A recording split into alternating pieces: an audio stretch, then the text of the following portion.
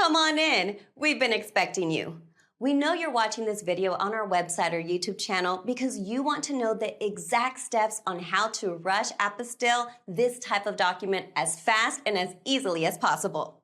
So buckle up, and here we go. Hi, if you're watching this video right now, it's probably because you're needing to understand where and how you can rush apostille a Veterans Affairs benefit letter, which is considered a non-recordable document by the Texas Secretary of State. What will it cost? What is the current turnaround and processing times? And what are the exact steps you need to follow to place a Texas apostille order with us? First, all documents classified by the Texas Secretary of State as non-recordable documents, like a Veterans Affairs benefits letter, cannot be emailed or faxed to us by you to apostille. But there is one exception to this that we'll go over in a minute. You must either mail us or drop off to us the original wet ink signed Veterans Affairs benefits letter photocopy along with the notarized certified copy affidavit at our main Austin, Texas office. Second, all non-recordable documents must be properly wet ink notarized by a Texas notary public. You cannot use a notary from any other state or any other country, only a Texas notary. Then you, a lawyer or a Texas notary, must include or attach on your non-recordable document either this Texas notary jurat or acknowledgement text as shown here. So for a Veterans Affairs benefits letter, that'll look just like this. It's almost always 2 pages. And you would think this is a federal document that has to be done federally at the U.S. Department of State, and it's not. Even though the Veterans Affairs Administration is a federal agency, and different documents from them have to be apostilled at the federal level, this letter you can do at the state level because you can't get the actual letter done, and the U.S. Department of State will not apostille this. Again, doesn't really make sense, but they just won't. But so you have to make a little tweak on how you can get it done at the state level. So what you're going to do is you're going to make a photocopy of your complete letter. So it's going to be usually 2 pages. You're going to make a photocopy of that. Ideally, you can do it color. Secretary of State doesn't matter. It can be black and white or color, but to be safe, going to other countries, just make a color copy of it. And then you, as the holder of that document, meaning you're the person listed on that document, you have to make a certified copy affidavit and get that notarized. And here it is right here. So all you have to do is take this right here, including this photo, take this, copy and paste it onto a Microsoft Word document and print it out, and then go get this notarized along with a photocopy of your document. Or easier, just click right there on that PDF, and that will download everything you see I just highlighted.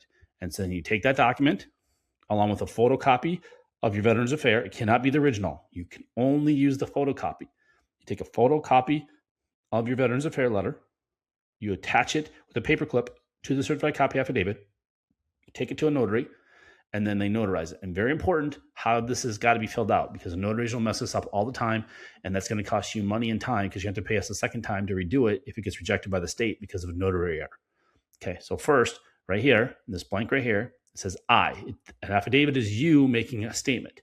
So you're saying I print Veterans Affairs benefits letter holder name. That's you. So print your name. And very important, you have to print your name exactly the way it is on your Veterans Affairs letter. So if your name has John D. Jackson, you have to print your name John D. Jackson. If it has your full middle name, John Damian Jackson, then you have to print John Damian Jackson. If you have no middle name on your Veterans Affairs letter, then you cannot put your middle name. It has to be exactly what is on your Veterans Affairs letter.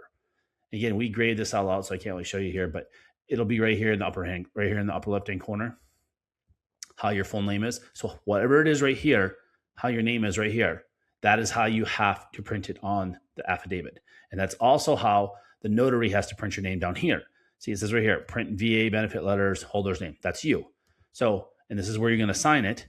You have to make sure the notary doesn't mess this up. They have to print your name exactly the way it is on your veteran's letter. Now, maybe that's different than your driver's license or your passport or whatever ID you're showing the notary, but you have to make sure you tell them it has to match with your Veterans Affairs letter, which should be, actually, it should be the way it is on your passport and driver's license as well. It should match that. But there could be a mistake somewhere somebody made, but you have to make sure it matches the letter, because what happens is you're going to send this to another country and they're going to say, okay, your driver's license and passport says one name and your Veterans Affairs letter says a different name. That could be an issue. So just make sure that they do that. You can also use a Texas e-notary, which is also called an online notary, virtual notary, or remote notary to notarize your document via Zoom or web conferencing if you do not currently reside in Texas or the US. In this scenario, you can use our Contact Us page to upload and send us your electronically signed and notarized document so you never have to mail or drop off anything to us. And you can get to our contact page 3 different ways. 1 is right here. 2 is click on her, or 3, click right there. On our Texas Apostille order form page that you can access by clicking on the order form button at the very bottom of this page, you'll need to complete the online Texas Apostille order form, then print it out, and then drop it off or mail it to us along with a prepaid return FedEx or UPS shipping label so we can mail all your documents back to you or to whomever in the world you want.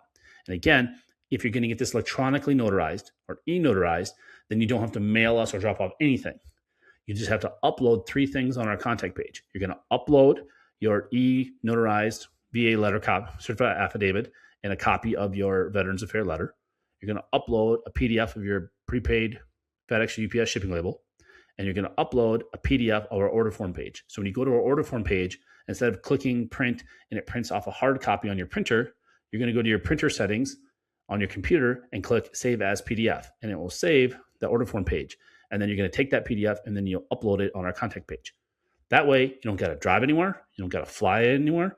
You don't have to mail anything. You can do this all in your pajamas from anywhere in the world, from China, Australia, South America, Europe, Central America, Antarctica, Canada, wherever you are.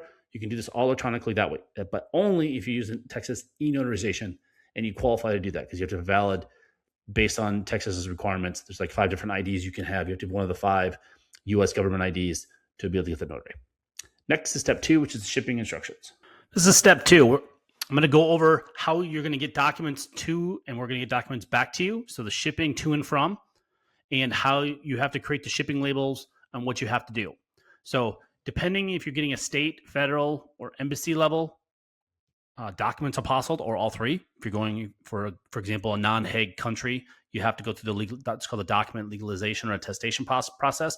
And if it's a state level document, like say a birth certificate for, let's say, Vietnam or Thailand, you'd have to get it done at the state level of Texas, then the U.S. Department of State, and then the embassy of that country. And that's the 3rd step. So I'm going to go over all that on how you have to do the shipping. So to get your documents to us, there's going to be typically only 2 ways. One, which is the easiest way and what we recommend to 99% of people, and that's you're going to overnight or mail your documents to our Austin address, which is on our order form page and on our shipping instructions. Or if you live in the Austin area, you can drop off your documents to us. Again, it does not speed up the process, which we go over in step 3. It does not speed up the process at all, mailing it or dropping off. It's not a walk-in service. You can't walk into our office and come out with it and getting an apostille. Apostils are only done at the Texas Secretary of State, U.S. Department of State, Washington, D.C., or a consulate or embassy of that foreign country. And we do all the legalizations in our D.C. office at all the foreign embassies in D.C., which is where 99% of all the foreign embassies are located at. So I'm going to go through what you have to do. So if you're going to mail your documents to us, please do not use the post office. Do not use the United States Post Office. They lose documents constantly. They lose billions of dollars for a reason every year. They are incompetent. They're unreliable. Do not use them. Do not mail your documents to us or have us mail them back to you because it's usually the tracking is horrible. We recommend only to use FedEx, but if you want FedEx or UPS, or if you're in Europe or in South America or Central America, I know it's big down there in those countries, is DHL. But again, the most reliable and who we recommend, and we ship with them every single day, and we ship up tens of thousands of documents, and we have clients on 6 continents, haven't got Antarctica yet, is FedEx. They are by far the most reliable. If you want your documents not to be damaged or lost, they are the most reliable, and they are the cheapest if you're using documents in the US by far. And I'll give you an example. We ship to our DC office from Austin, Texas. So the middle of Texas, all the way as far as you can possibly go across the country until the Atlantic Ocean to Washington, D.C. It costs us $10.95 to 2-day FedEx a document to our DC office. If we use UPS, same turnaround time, it's over $40. If we use the post office, it's over $20. It's like $23. It's over twice. So if you're using documents, FedEx is so much cheaper than using UPS and the post office for that matter, if you're doing it fast within overnight or 2 days. Most people don't realize that's only if you use the FedEx One option. And our our video on our shipping pages, they're going to go through that. I'm going to explain that. So here's the links you're going to click on. So this will do a long video, another 15, 20-minute video. It will walk you through something that FedEx or UPS doesn't even do on their website. We have screenshots and a video walking through the screenshots on how you can create a prepaid return shipping label on FedEx.com or UPS.com from anywhere in the world. So I don't care where you live in the world, you can go online and you can create a prepaid shipping label, and then you can print that out and mail that to us, or you can download it and email the PDF that they give you. It's only a PDF. You cannot give us shipping labels in a Word document or a GIF or a JPEG or whatever it is. You need the original PDF that both UPS and FedEx will give you. When you create it and you click on these links right here, and they'll show you a video and walk you through screenshots on how you have to do that anywhere you want. Okay. And then if you're doing internationally, you have to do what's usually called a customs invoice or customs receipt that you have to do. You click on these ones, this one for FedEx and this one for UPS, and we already have a pre-filled out for you template that you just got to fill out and then sign your name and date and put the date on it. That's it. It's already done for you. Again, depending on the country, they don't normally need this, but we always do it just in case. We tell you to do it if you're shipping internationally, for shipping your document from the US to another country. For example, Mexico doesn't really care that much, but you can do it anyways, but they don't really care with FedEx. But a lot of the other countries in the world, to get through customs, you're going to make sure you're going to want to have that. Okay. And then the other big thing is you cannot put our name on the shipping label. Let me repeat myself. You cannot put our name, phone number, or address anywhere on your shipping when we're shipping it back to you. That's the shipping to you. So we've apostilled your document, and now you want it to return to you or to a law firm or to another country or a friend or family or coworker or a company or government entity, wherever you want us to send it. You're creating a prepaid shipping label. Okay, you are the importer and you are the shipper. So you cannot have our name on it, because if it goes through customs, we'll get billed for it, and we do get billed for it, hundreds of dollars. That's not ours. So we will not ship your documents back to you if you put our name on it. Okay, think of it like a envelope that you're mailing to somebody. In the upper left-hand corner in the United States, you put the return sender, meaning if the address you send it to it's a wrong address or the post office can't deliver it, they're going to return that mail to you. That's what we're asking for. You just can't put our address on there. You have to put any address. It doesn't matter what it is. You can put your friend, family member, coworker, a business. It doesn't matter. You just can't put our information on there. Again, you can just put yours. That's what people do. You can put your address as the to and the from. So, for example, you're shipping it. You want it shipped back to Europe, let's say. You have a friend or family member in the U.S. You can just use their address. Again, this is only if your document gets returned to you. They need an address to send it back to. Or if it goes through customs, they have to have an address to bill someone if you didn't pay the customs or whatever. Again, it doesn't really matter. You just can't put our address on it. It's real simple. And then again, both of these, you click on this, we'll go through what that means on how to do it. When you get to the FedEx or UPS, when you're online doing it, they'll ask, where is it getting sent from? Where you just can't put our address or phone number on there. It's very simple. People do it every day. People say we can't do it. Yes, you can. You're just not doing it right. Just follow our directions. Do it online. Don't walk into FedEx or UPS store to try to do this, because a lot of times those people don't know what they're talking about.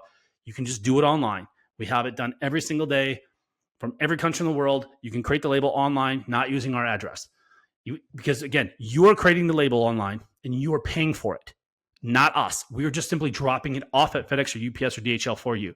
So you cannot put our address, because then we, technically, in the eyes of FedEx or UPS or DHL, we are the importer then. We are the shipper.